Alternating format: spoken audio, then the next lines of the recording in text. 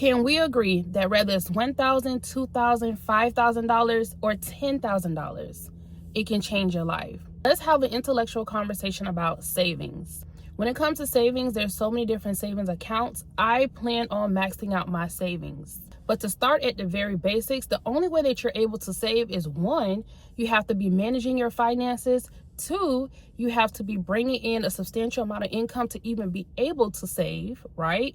Because think about it. If all your money that you're bringing in, all the income is for the expenses, you've cut the fat, you've minimized all the expenses that you can, and your income is only able to pay for every expense that you have, you're going to have to raise your income. Raising your income can go a lot of different ways. Side hustles, get a new job, looking for a promotion, and the list goes on. Start selling and doing things, whatever you have to do. But you're going to have to raise your income if every amount of income that you have is going to expenses. Even if you have to go back to school, y'all know that I always say that you can go back to school by getting a certification. Go get a trade. It does not have to be a university. It doesn't have to be student loan debt.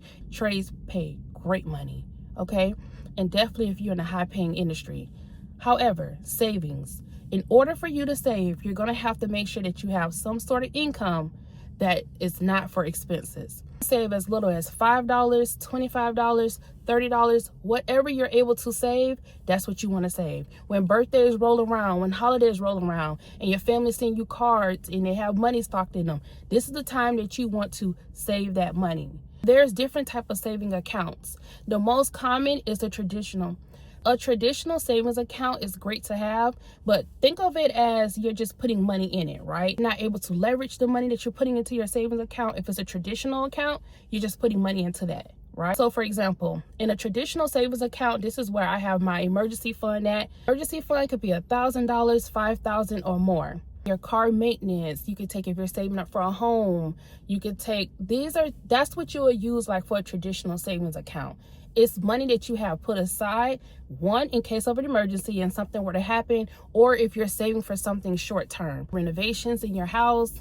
Short term could be if you want to repaint your entire car, if you want to have something done to the interior. That's examples of what you would use your traditional savings for. So your traditional savings would be for anything state of an emergency, anything just come out the blue, out the woodwork that just happens like that. Traditional savings account is also if you want to be on the safe side and have money put away for your expenses. In the event that you lost your job or something were to happen where you no longer have your income, you would want to save 3 months, 4 months, 6 months, 9 months, a year, hell, 3 years if you can. That's what you'll use your savings for, your traditional savings. You want to leverage that savings, especially if you're going to have 3 to 6 months of expenses in there, or if you're going to have 9 months, a year of expenses in there. You can also use a high yield savings account of savings. That is also good too, because now you're able to leverage the savings that you have. You're able to leverage your high yield savings account because it earns interest. Also, to be strategic with your savings, you have the Roth IRA account.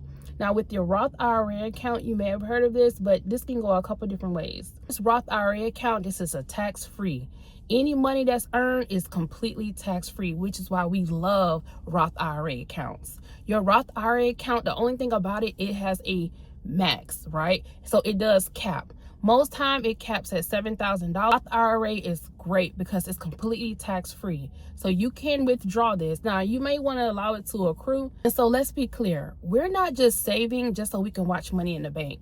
We're saving so if it ever comes down to it and when life really hits, we have our cushions, we have our nest eggs where they need to be.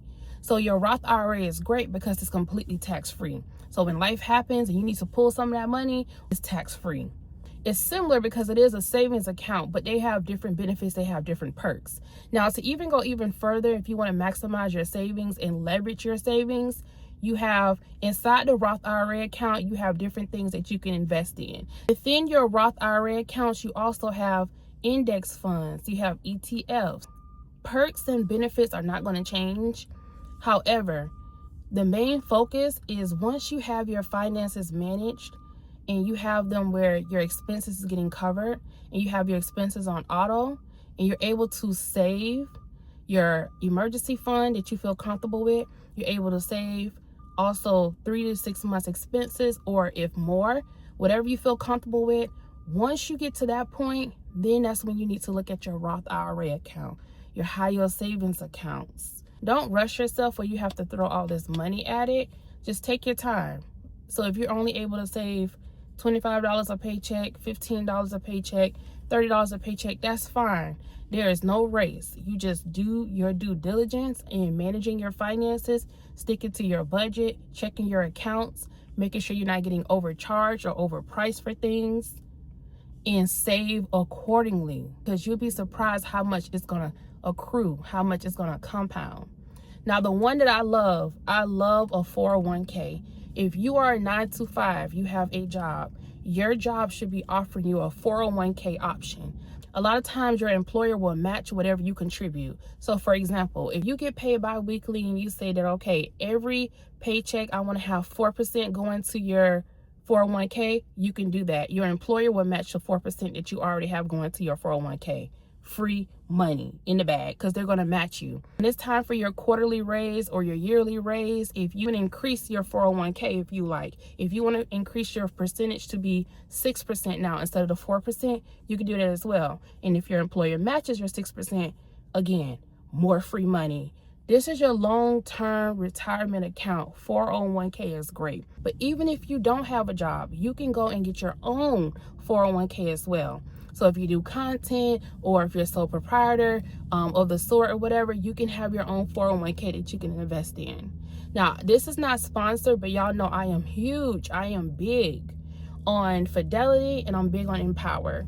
So I'm just giving you the game of who I know is true, who I know works, and what has helped me invest, what has helped me leverage and maximize my savings thus far. Having a 401k, it has a lot of tax advantages. I'm sure you've answered the question of, do you have a high yield savings account? Have you made any Roth IRA contributions? Do you have a high health savings account? Things of that sort.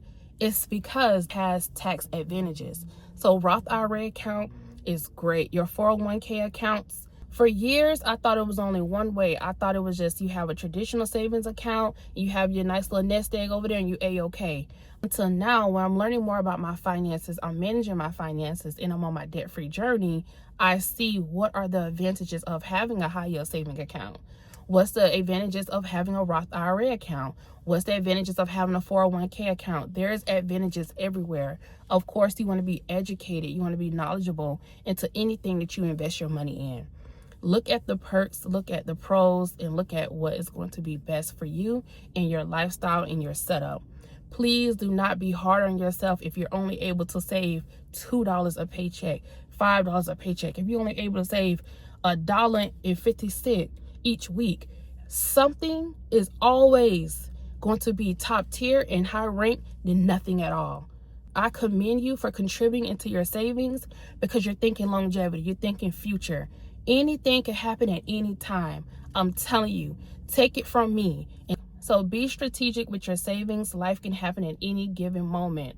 Have your nest eggs, a traditional savings, a high yield savings, Roth IRA, and a 401k. All beneficial for you. Don't overwhelm yourself. Having something is better than nothing. Maximize your savings.